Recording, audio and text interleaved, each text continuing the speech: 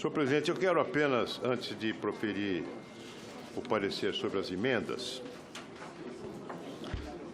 como já há um bom tempo que apresentei o meu relatório, eu gostaria apenas de lembrar à comissão a importância desse projeto de lei que vamos examinar agora. Fazer um breve retrospecto sobre o teor desse projeto de lei, para que a comissão possa aquilatar a importância das emendas apresentadas pelo senador Antônio Anastasia, que tem meu parecer favorável. Esse projeto de lei, senhor presidente, se originou na Câmara dos Deputados. A sua autora é a deputada Keiko Ota, que se notabilizou na Câmara dos Deputados por, entre outras causas que defende, se notabilizou pela defesa, pelo combate aos crimes de trânsito. É uma pessoa que se dedica muito ao tema da segurança pública. Onde é que está o papel? Eu quero isso aqui e as emendas. Sim. Então, esse projeto de lei visa a tornar mais rigorosa e mais eficaz a punição daqueles que, no volante de automóveis, de caminhões, se transformam em ameaças à vida e à segurança das pessoas. Na mão dessas pessoas, especialmente daqueles que dirigem embriagados, o automóvel é uma arma letal. E é exatamente visando a punir esse comportamento irresponsável é que a deputada Keiko Ota apresenta o projeto de lei e que, em suma, apresenta as seguintes novidades. Ela aumenta a pena privativa de liberdade do crime de homicídio culposo na direção de veículo automotor, quando o agente estiver com capacidade psicomotora alterada em razão da influência de álcool ou de outra substância psicoativa que determine a dependência. Ela aumenta ela fixa a pena de 4 a 8 anos de reclusão. Estabelece também a pena privativa de liberdade de 2 a 5 anos de reclusão para o crime de lesão corporal culposa na direção de veículo automotor, quando o agente estiver com capacidade psicomotora. A mesa pede o respeito dos presentes ao orador que está na tribuna, por sinal, o relator de um projeto da maior importância para a segurança das pessoas. Há também, portanto, senhor presidente, obrigado, um agravamento da pena para aquele que, nessas circunstâncias, estiver com capacidade psicomotora alterada em razão do álcool ou de consumo de outra substância que gere dependência e que, se do crime resultar lesão corporal de natureza grave ou gravíssima. A proposição altera também o tipo penal previsto no artigo 308 do Código de Trânsito do Brasil, é o chamado crime de racha, para incluir a conduta de exibição ou demonstração de perícia em manobra de veículo automotor, não autorizada pela autoridade competente, gerando com isso situação de risco à incolumidade pública ou privada. Estabelece, no parágrafo 3º do artigo 291 do Código de Trânsito, a possibilidade de substituição de pena privativa de liberdade pela restritiva de direitos, nas hipóteses previstas no parágrafo 2º do artigo 302, parágrafo 2º 303 e parágrafos 1 e 2 do artigo 308, todos o mesmo Código, quando aplicada pena privativa de liberdade não superior a 4 anos, portanto, dentro da sistemática adotada pelo Código Penal brasileiro.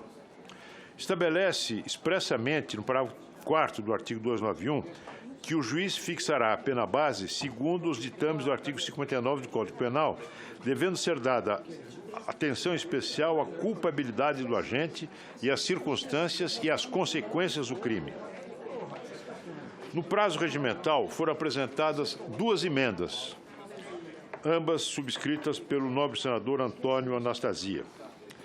A emenda número 1 modifica o parágrafo 2º do artigo 302 do Código, que versa sobre crime de homicídio culposo na direção de veículo automotor qualificado. A emenda número 2 modifica o artigo 306 do Código, promovendo um retorno à proposta original da deputada Keiko Ota, autora do projeto,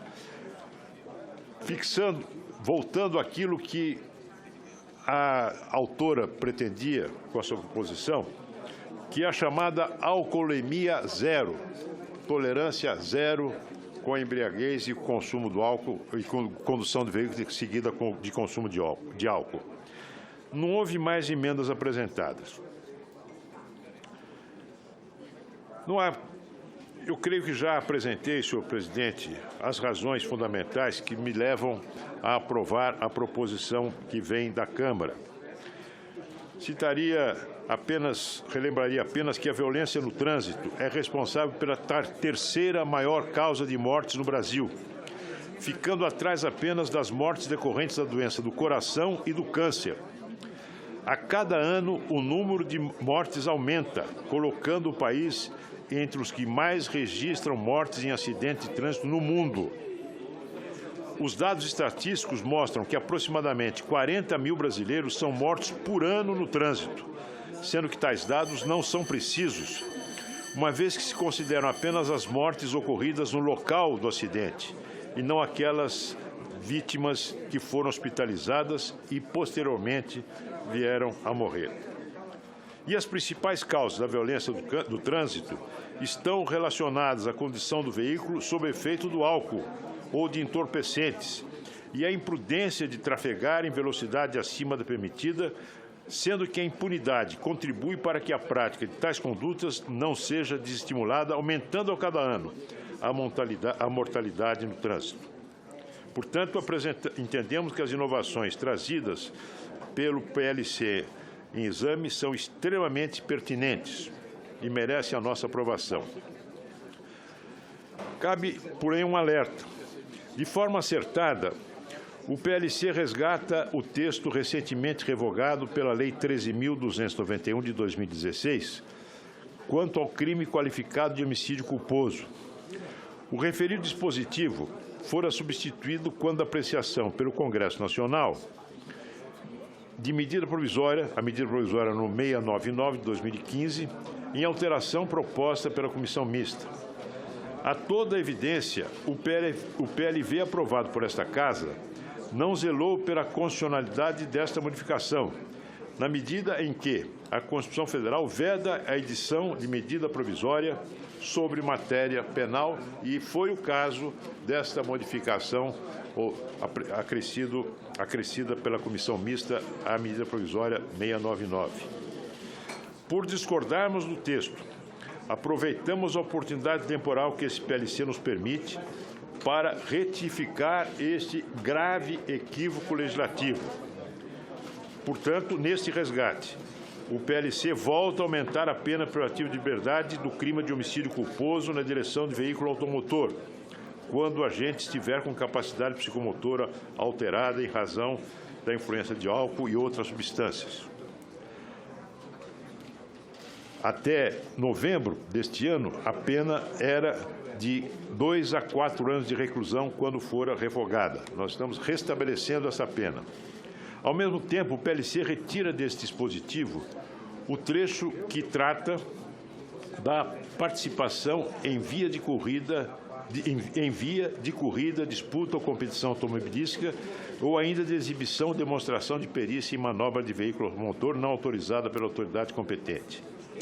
Cabe observar, que é o chamado crime de racha, cabe observar que o homicídio culposo decorrente da competição automobilística não autorizada já está devidamente previsto no vigente parágrafo 2º do artigo 308 do Código de Trânsito Brasileiro. Nesse dispositivo, em modificação coordenada com o que faz o parágrafo 2º do artigo 302 do Código, agora restabelecido, o PLC inclui conduta de exibição ou demonstração de perícia em manobra de veículo automotor. Tal providência é salutar, tendo em vista a ocorrência cada vez mais divulgada pela mídia de veículos fazendo exibições não autorizadas, como cavalos de pau, por exemplo, sendo que a referida conduta não se encaixa perfeitamente no tipo atualmente existente de participação, de pura e simples participação em corrida ou disposição automobilística. Portanto, se visa a tipificar também a demonstração de perícia, tipo cavalo de pau, em tais competições não autorizadas. Ainda nesse dispositivo, a emenda número 1 da CCJ inova na medida em que suprime essa emenda do senador Anastasia. Ela inova na medida em que suprime a expressão com capacidade psicomotora alterada em razão da, hoje vigente no Código de Trânsito, quanto ao crime qualificado proposto no parágrafo 2º do artigo 302, ora resgatado pelo PLC. De igual forma, estabelece um aumento da pena mínima deste delito, passando de 4, proposta pelo PLC, para 5 anos, mantida a pena máxima sugerida pela proposição ora em apreciação.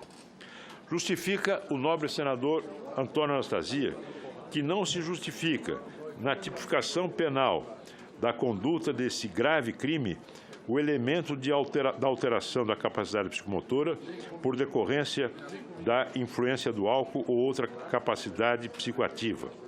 O parlamentar entende que causar homicídio culposo, tendo ingerido previamente alguma substância que possa alterar a capacidade do motorista, já é uma conduta imprudente e suficientemente mais gravosa para qualificar o crime.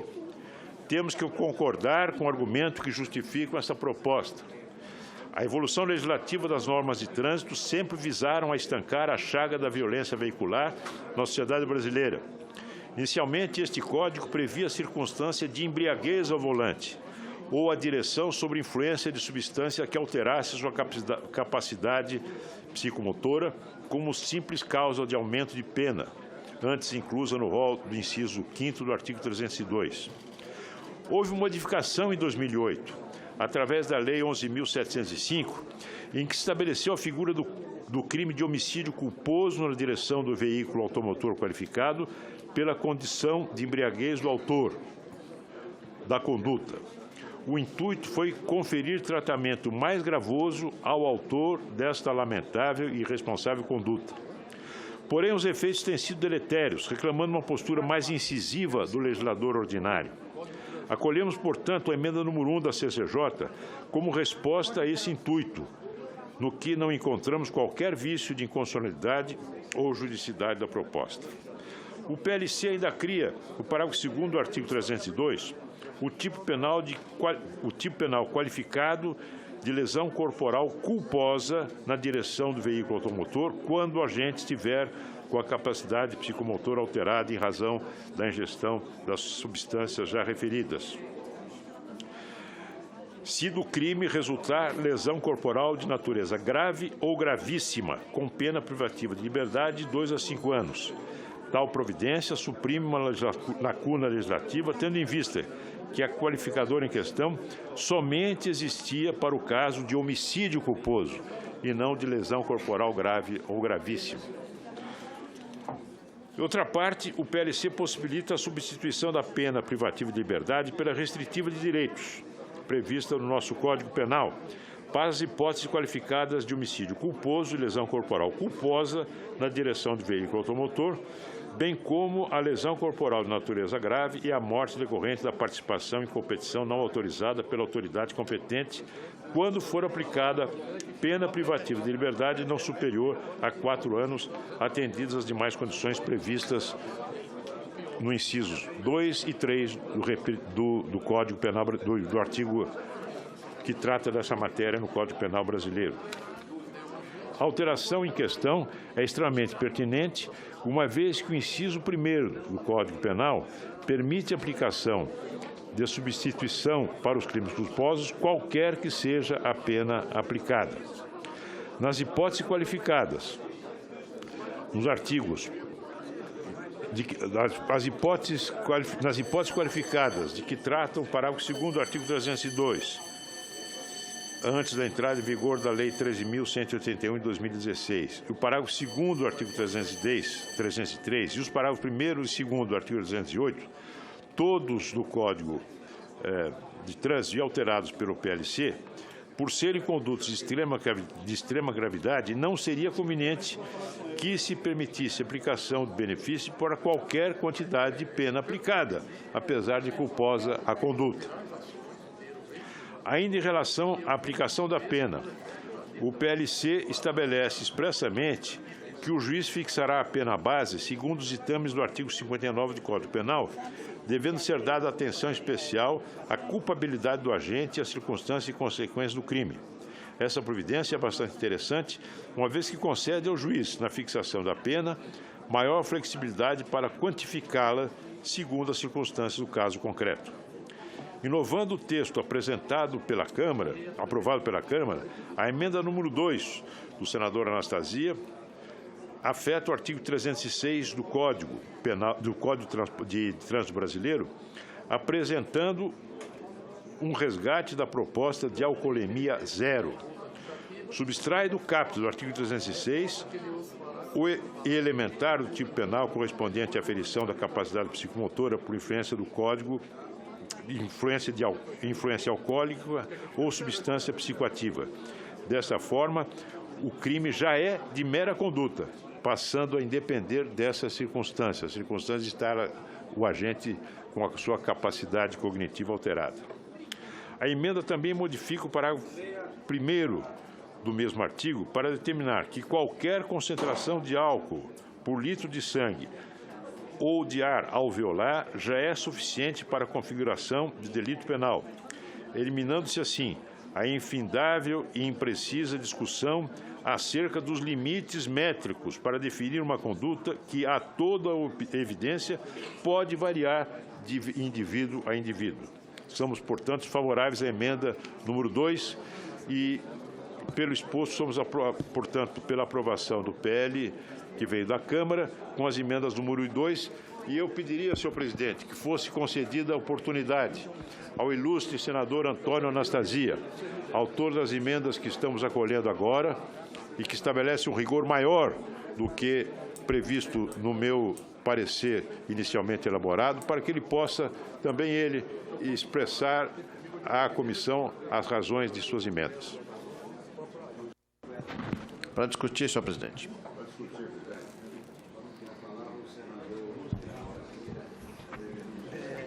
Muito obrigado, senhor presidente, senhoras senadoras, senhores senadores. Eu queria, de maneira muito célere, em razão da pauta complexa que temos, de fazer, em primeiro lugar, o agradecimento ao eminente relator, senador Aloysio Nunes, pelo acolhimento das minhas 2 emendas a um projeto tão importante como Vossa Excelência, como presidente, ao fazer aqui. O pregão do tema já alertava aos membros dessa comissão da relevância do tema, que se refere ao cuidado da vida humana, especialmente no Brasil, que, como disse o relator, temos dezenas de milhares de mortos por ano em acidentes de trânsito e, lamentavelmente, muitos deles motivados pela ingestão de bebida alcoólica, que todo o Brasil, a saciedade, sabe muito bem dos males decorrentes de dirigir sob qualquer influência do efeito alcoólico. Desse modo, as 2 emendas representam solicitações da sociedade civil no movimento de tornar mais rigoroso o crime, tornar a pena mais rígida e, ao mesmo tempo, deixar claro que a sociedade não pode tolerar homicídios decorrentes de direção abusiva em razão do álcool. Os nossos motivos são exatamente estes: tornar mais seguro o trânsito para as nossas famílias. E, como disse o eminente relator, a quem agradeço mais uma vez, combater de forma veemente a impunidade que, lamentavelmente, ainda graça no nosso país na questão relativa à punibilidade dos crimes decorrentes de trânsito, especialmente os homicídios, que são classificados como culposos. Agradeço muito ao senador Luiz, portanto, acolhidas as emendas que, se aprovadas por esse egrégio colegiado e pelo nosso plenário, a meu juízo, aperfeiçoam o projeto e tornam mais segura a nossa sociedade. Muito obrigado, senhor presidente.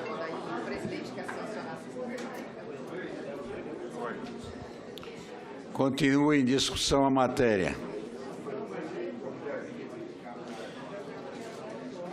Não havendo mais oradores... Senhor presidente, eu solicitei. Com a palavra o senador Ronaldo Caiado. Senhor presidente, nós estamos aqui apreciando mais um projeto importante que veio da Câmara dos Deputados, mas é interessante que nós estamos aqui ampliando pena, né? Eu sou totalmente favorável. Só que nós temos uma grande dificuldade, e esse assunto eu acho que deveria ser enfrentado pela Casa. E nós temos aqui dois grandes constitucionalistas, não só o relator, como também o nosso senador que acaba de fazer um apoiamento aí ao projeto, senadora Anastasia Luiz, em relação a obter prova. Presidente, é interessante que cria-se no Brasil uma tese que fazer, no momento do acidente, a coleta de sangue das pessoas, seja o acidentado como o responsável pelo acidente, é algo que estaria ali infringindo seus direitos ou suas prerrogativas. No entanto, o que nós assistimos no mundo todo, em qualquer democracia do mundo, é quando se tem um acidente, seja o responsável ou seja a vítima, todos os dois são submetidos à coleta de sangue. Presidente, hoje é tão frequente isso que até as escolas hoje se dão o direito de fazer a coleta da urina quando os alunos chegam. E, de repente, no Brasil, não. Aí, o cidadão é intocável. Ele pratica uma barbárie, tá certo? Provoca a morte de dezenas de pessoas e diz que não, ninguém pode coletar o sangue. Porque é a prova real, indiscutível. É dizer, olha, está aqui a comprovação que nós temos. Ou seja, com dados muito mais sofisticados do que nós colhemos até uma prova de urina. Eu, como médico, tá certo? Se for credenciado, depois de um jogo de futebol, eu posso escolher quais são os jogadores que serão submetidos ao teste. Olha, e nesta hora eu não estou invadindo a individualidade do jogador, do atleta? Agora, no momento que o cidadão pratica um crime, mata pessoa, ali muitas vezes drogado ou com uso de álcool ou de outras substâncias, não, esse cidadão nós não podemos colher o sangue dele. Quer dizer, é algo que não dá para a gente entender. Se o cidadão, em outras situações, ele pode ser submetido, numa situação como essa, em que ele pratica um crime explícito, ele não pode ser feito ali a coleta de sangue para nós termos uma comprovação. Não é essa tese que está aqui no trânsito, ou seja, um vídeo ou uma prova testemunhal ou outros meios de prova em direito admitido, observando o direito à contraprova. Ora, presidente, quer dizer, nós estamos aumentando a pena, entendeu, senador? E, no entanto, nós vamos ficar eternamente nessa discussão se está bêbado, se não está bêbado, se está sobre uso de droga ou se não tem uso de droga. Então, é algo que fica uma discussão eterna. E a família da vítima fica lá a assistir toda essa discussão e vamos ver se o vídeo reflete que ele está sem ali os seus reflexos normais ou não. Ora, então eu acho que é preciso a gente enfrentar esse debate, senhor presidente, e eu quero aplaudir aqui e concordo plenamente nesse aumento aí da pena, mas acho que nós deveríamos também enfrentar esse debate junto ao Supremo Tribunal Federal, tá certo? Para mostrar que isso aí não é questão de individualidade, isso é questão de termos aí provas confirmatórias que são indiscutivelmente determinantes para quem possa aplicar a pena. Muito obrigado, senhor presidente, era a ponderação que quero fazer e defender e também, ao mesmo tempo, elogiar a posição do nobre relator, senador Luiz Nunes. Com a palavra o senador Magno Malta. Senhor presidente, senhores senadores, a exemplo do senador Ronaldo Caiado, eu quero elogiar o relatório do senador Aloysio e dizer ao Brasil que nós precisamos, de fato, enfrentar esse debate. Porque nem sempre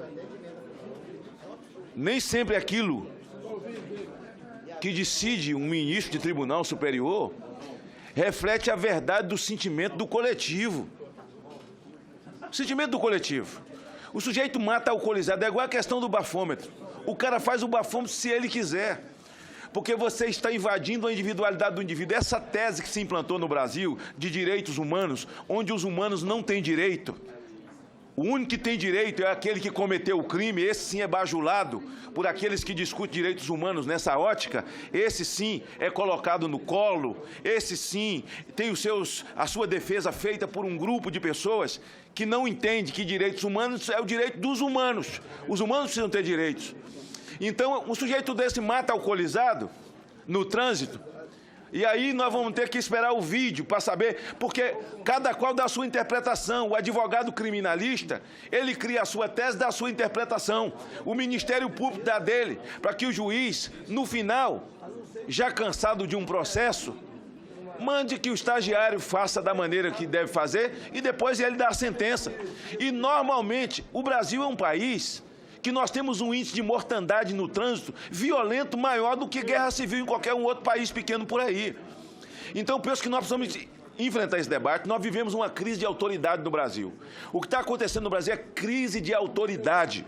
E essa tese de direitos humanos ficou tão violenta contra os humanos que precisam ter direito, que se um policial bota a mão no ombro, se ele apertar o braço de um homem travestido de criança, um barbado de 17 anos, homem, 16 anos, homem, travestido de criança, que não é capaz de confundir uma escopeta com a chupeta. E o policial põe a mão no braço dele e aperta o braço dele, ai, ai. Se for filmado com um celular e cair na mão dos direitos humanos ou de um promotor qualquer que é defensor desta obra feita de homens barbados, travestidos de criança, tira a mão de mim que eu sou menor, conheço meu direito, conheço mesmo, porque só tem direito. Essas invasões de escola se deu nisso. Ninguém pode falar nada, ninguém pode impor a mão, por causa, você está invadindo a individualidade do indivíduo. Senador Aloysio, Vossa Excelência tem meu respeito no seu relatório. O argumento do senador Ronaldo Caiado é o argumento da nação. Ninguém aguenta mais essa crise de autoridade que o Brasil está vivendo e essa falta de coragem para enfrentar esse debate. E enfrentar o debate com o Supremo Tribunal Federal, porque não é possível que a gente fique aqui se urinando de medo porque um ministro do Supremo tomou determinada posição contra a posição de maioria absoluta de 204 milhões de pessoas, que é o número da nação brasileira. Para tanto, o debate é nosso, nós precisamos enfrentar, o momento é grave. Senador Aloysio, parabéns, acho que é por aí, fazendo esse tipo de enfrentamento com seriedade, respeitando a família da vítima e a própria vítima. Olha, uma vez eu fiz um projeto aqui em 2003, quando cheguei nessa casa, dizendo para fazer exame antidoping no menino que vai servir o Exército. Eu comprei uma briga. Porque você pega um menino de 17 para 18 anos de idade, está entrando no Exército, você dá a ele a possibilidade de mudar de vida. Se você faz o exame nele e descobre que ele está fumando maconha, cheirando cocaína desde 14 anos de idade, ele sabe que vai fazer o exame. Quando ele chegar a 15, 14 anos, ele não vai cheirar, não vai fumar, porque ele sabe que na hora de se apresentar no Exército, ele vai fazer o tal do exame e vai se detectar para poder ajudá-lo, É como colocar cadeado em bicicleta, senhor presidente. O cara fala, não precisa colocar, não, mas coloque. Coloque. O ladrão vai olhar, vai dizer, olha, não, tem um cadeado ali, não vou levar, não. Tem um cadeado, botar o cadeado na bicicleta, tá difícil. Se ele cismar de levar, ele leva, bota a bicicleta na cabeça, ele leva. Mas com cadeado ele pensa 10 vezes. E essas coisas é cadeado em bicicleta. Deixa o cara pensar. Dá a possibilidade dele refletir. Agora, essa história que se criou aqui, que se fortaleceu no Brasil, de que os humanos não têm direito, aí ficou todo mundo acovardado para fazer um debate desse que, repito, encerrou o senador Ronaldo Caiado dizendo, é um debate que nós precisamos fazer um debate com o Supremo Tribunal Federal e parar de nos acovardar porque o Supremo decidiu. Com a palavra a senadora Ana Amélia. Caro presidente, caros colegas senadores, eu quero cumprimentar a deputada Keiko Ota, autora do projeto, o senador Aloysio Nunes Ferreira pela relatoria. As mães que perderam filhos no trânsito violento por motoristas irresponsáveis e embriagados devem estar prestando muita atenção no que está acontecendo aqui nesta comissão. E a estas mães e a estas famílias que perderam seus filhos, a maioria jovens, devem estar esperando que os senadores e as senadoras tenham aqui responsabilidade para que outros filhos e outras famílias não sofram as consequências dessa irresponsabilidade. As UTIs nos hospitais brasileiros estão superlotadas de acidentados, a maioria jovens de 18 a 30 anos. E o impacto disso sobre a saúde pública e a previdência social chega a cálculos estimados de 56 bilhões de reais. As áreas de tratamento de sequelas pela previdência são jovens, a duração deste benefício será longo. O tratamento, em geral, de sequelados de acidentes, seja de motocicletas ou de automóveis, todos eles, na maioria, vítimas de motoristas ou motociclistas embriagados, é incalculável. O sofrimento das famílias não se pode medir. Portanto, eu quero apenas apoiar e cumprimentar a relatoria e a iniciativa deste oportuno projeto de lei que nós temos o dever de aprovar.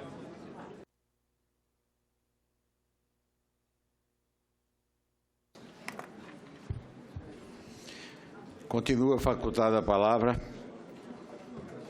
Não havendo mais oradores, em votação. Senhor presidente, Aloysio. Com a palavra o senador Aloysio Nunes. Senhor presidente, eu farei chegar à mesa o texto de duas pequenas correções redacionais, que são erros de remissão. Suprimir a expressão parágrafo 2º do artigo 302, do parágrafo 3º do artigo 291 do PLC, porque estou me referindo a uma lei já revogada, e alterar do parágrafo 2º para o parágrafo 3º do artigo 302 as emendas, a emenda número 1 da CCJ. Eu coloquei, eu dei parecer na emenda como se ela tivesse sido apresentada a um dispositivo quando ela foi a outro. De modo que são emendas meramente redacionais que estarei encaminhando à mesa, mas que em nada altera o conteúdo do projeto. O projeto está em votação agora com as emendas de correção apresentadas pelo relator Aloysio Nunes. Senhores senadores que aprovam, permaneçam como se encontra aprovado.